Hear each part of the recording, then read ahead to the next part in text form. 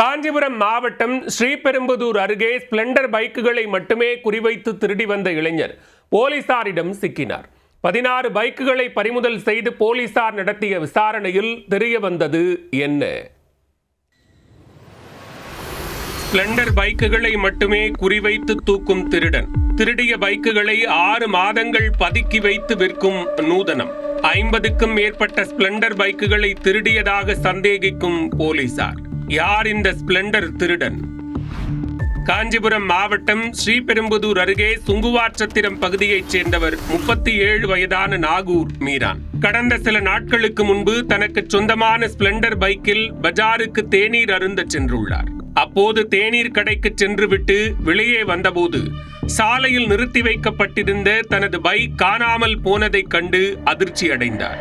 இதுகுறித்து சுங்குவார்சத்திரம் காவல் நிலையத்தில் நாகூர் மீரான் புகார் கொடுக்க போலீசார் சம்பவ இடத்தில் பதிவான சிசிடிவி காட்சிகளை ஆய்வு செய்து விசாரணையை தீவிரப்படுத்தினர்.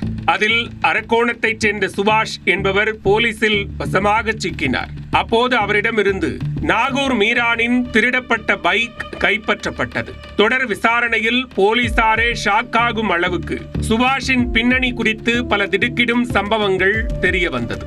பிரபல பைக் திருடனான சுபாஷ் ஸ்பிளெண்டர் பைக்குகளை மட்டும் குறிவைத்து திருடுவதில் ஆர்வமாக இருந்துள்ளார்.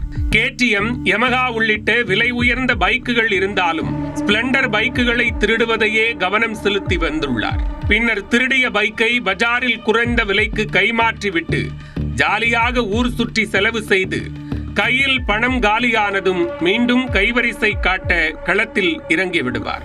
திருடிய பைக்கை 6 மாதங்களுக்கு பிறகே விற்கும் சுபாஷிடம் காஞ்சிபுரம், செங்கல்பட்டு, திருவள்ளூர் உள்ளிட்ட பல்வேறு மாவட்டங்களைச் சேர்ந்த 16 ஸ்பிளெண்டர் பைக்குகளை போலீசார் கைப்பற்றினர். இதனையடுத்து சுபாஷ் மீது வழக்கு பதிவு செய்த சுங்குவார்சத்திரம் போலீசார் ஸ்ரீபெரும்புதூர் நீதிமன்றத்தில் ஆஜர்படுத்தி சிறையில் அடைத்தனர்.